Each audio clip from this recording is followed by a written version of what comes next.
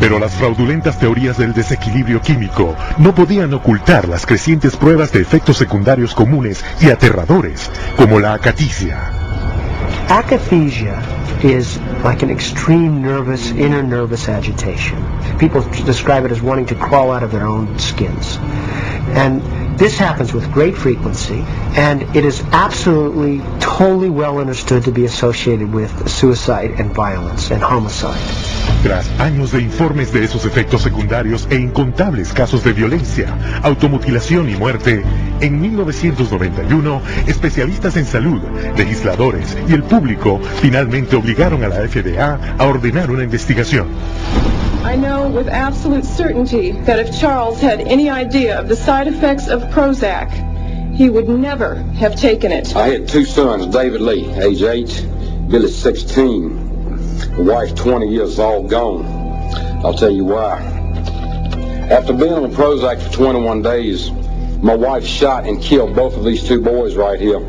She turned the gun to herself and shot herself twice. I took the 9mm automatic, sat down on the bed and put the gun to my head. And I blew a 4-inch hole out the back of my arm instead of my head.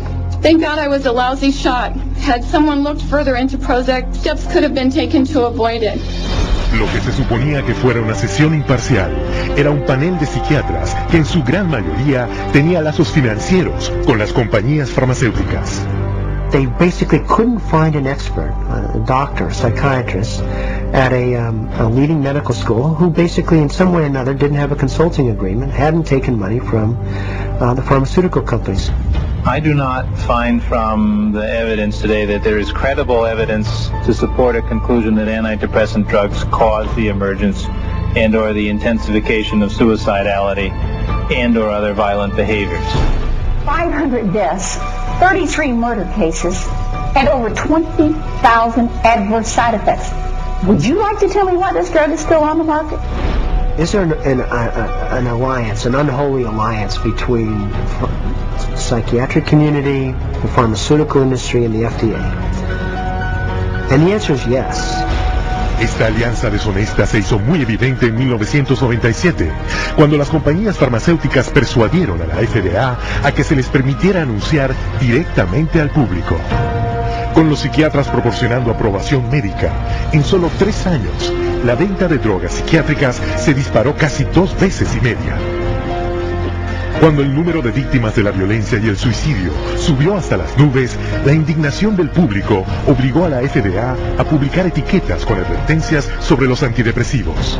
Pero para entonces ya habían pasado 13 años, se habían hecho miles de millones de dólares y los psiquiatras comercializaban sus nuevas drogas milagrosas.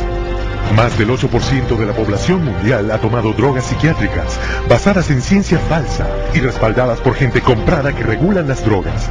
Sus dañinos medicamentos logran utilidades brutas de casi 27,000 millones de dólares al año. Y mientras los psiquiatras encontraban una forma de diagnosticar y drogar a cada habitante del planeta, en otro frente, continuaban su asalto contra nuestras libertades más personales.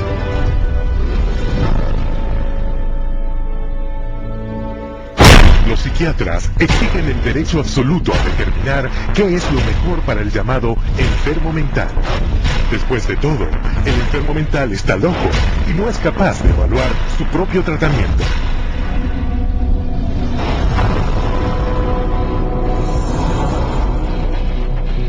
Para hacer cumplir su autoridad sobre los demás y mantener sus hospitales llenos a niveles redituables, los psiquiatras usan un método llamado internación involuntaria. When you go to a real doctor, say a family doctor or a cardiologist, a patient always has the right to refuse treatment. So there is no such thing as involuntary treatment when it comes to clinical medicine as practiced by real doctors. Psychiatrists, of course, believe that people can be treated against their will.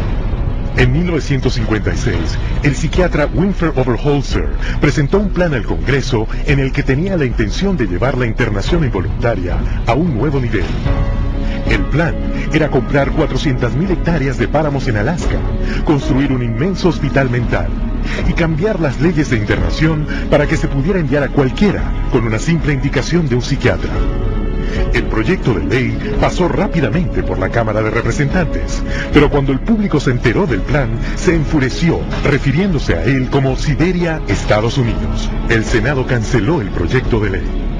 Pero aunque el fin del proyecto de ley Siberia detuvo sus planes a gran escala, la internación involuntaria seguía siendo el método más eficaz y lucrativo para llenar los hospitales psiquiátricos. Again, the person has committed no crime and has no trial and is sent directly to a mental hospital, which is really a prison. How many people go to an insane asylum and say, please lock me up? Doctors don't lock up anybody. Psychiatrists lock you up. Incluso los niños pueden ser separados de sus padres, dejándoles poco recurso legal. They just invaded our home. They came in with officers. Our kids are scared. You know, they come in with a piece of paper and say, you're giving us your kids. And it's like, you know, how can they just come in and do that? She said, you could be arrested for medical neglect.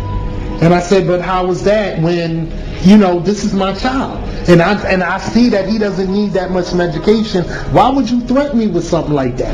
At 10 p.m., 2 policemen and 2 social workers came to my house and took all 4 of my kids away. Una vez internado en un hospital psiquiátrico, al paciente se le droga y se le controla. The more a person objects, the more this objection is construed as symptom of a mental illness. At which point the person would be locked up in restraints. There would be the ankle, the knee, the waist, the head, the wrist, and the shoulder restraints. And if when that process was happening, if there was almost any resistance at all, the person then would be medicated to a point where they would almost be knocked out. We had one case where they actually took a patient in a seclusion room and beat him up. And then they lied about it to the services that investigated. So it's a pretty wide range of abuse issues that we've encountered. El personal psiquiátrico provoca a sus pacientes a la violencia para poder cobrar a las compañías de seguro hasta $1,600 diarios por cada paciente inmovilizado. A patient would resist diagnosis, resist treatment, and also want to leave treatment while they were at the hospital. And invariably, every time, that person's situation would be exacerbated until they were put in constraints and medicated, at which point there would be documented reasons to keep that person in treatment. La carga de tales sumas reclamadas se le cobra directamente al público en las crecientes primas de seguros de salud. En cuanto a sus víctimas, la experiencia es traumática e incluso mortal. 16-year-old Rochelle Claiborne died in Laurel Ridge's care last August. The state report shows during the restraint, quote, Rochelle stated several times she could not breathe. In almost all respects, the staff